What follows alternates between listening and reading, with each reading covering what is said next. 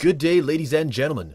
I've been traveling and on vacation for the last month, but now I'm back and I've brought with me a brand new homegrown hand-picked free-range mobile VR review. This week I take a look at Daylight Dojo for the Google Daydream. I previewed Daylight Dojo back in early April and the developer has been hard at work ever since. Daylight Dojo was released on June 29, 2017 and is available on the Google Play Store for $1.99. It's the debut title from the solo developer RJ Does VR and is currently a Daydream exclusive, though a Gear VR version is planned as well. Daylight Dojo tasks you with defending a mystical jewel from a nightly onslaught of ninjas. Across the 5 nights in the game, you'll encounter a range of enemies armed with swords, daggers, throwing stars, and arrows, and even some that can conjure reinforcements. You start off with a basic katana, but passing each of the first 4 nights grants you access to another unique weapon, such as the bow sword or kunai. Each weapon changes the playstyle of the game, sometimes a little, sometimes a lot, by changing your reach or adding projectile abilities. Some of them take a little practice to use effectively, but all are very enjoyable. Beating the 5th night will unlock Twilight Mode, where you face an unending stream of enemies with a weapon of your choice, after which you can take a screenshot and post your high score.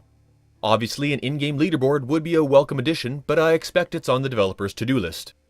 As I said in my preview some months ago, Daylight Dojo has a very high initial cool factor. Already 9 months after the launch of the Daydream, sword games are still extremely scarce, with Twilight Pioneers being the only other one of note, so Daylight Dojo scores points for originality.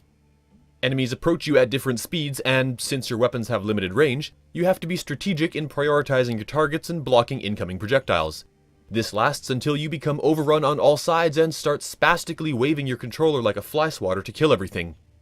Times like this detract from the sword fighting feel, but you can minimize these panic situations as your skill level increases.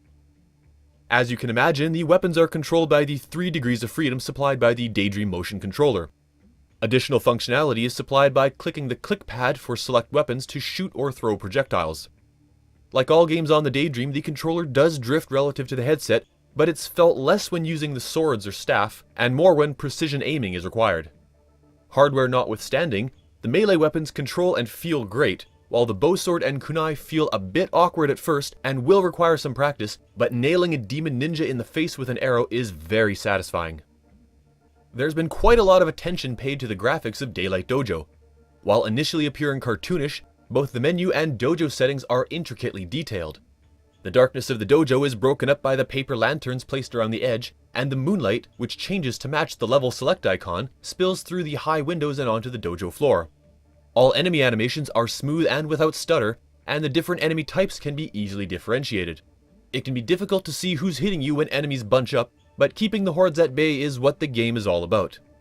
Lastly, on graphics, all weapons leave a blue trail when swung or shot, which lets you keep track of where your sword is, plus it looks pretty cool too.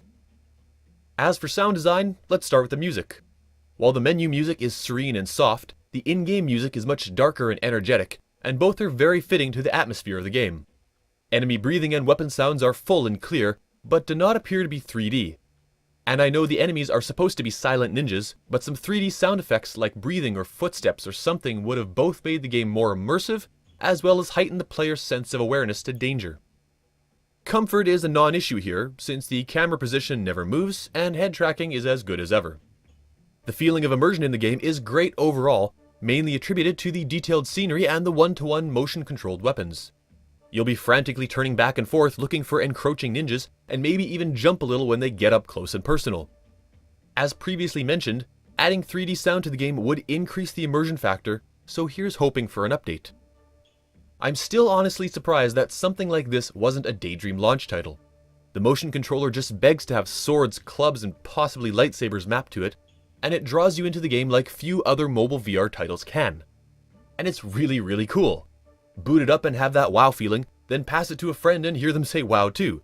The game itself is fairly short, but the difficulty ramps up quickly, the 5 weapons change the gameplay significantly, and the Twilight Mode gives high score junkies some great longevity.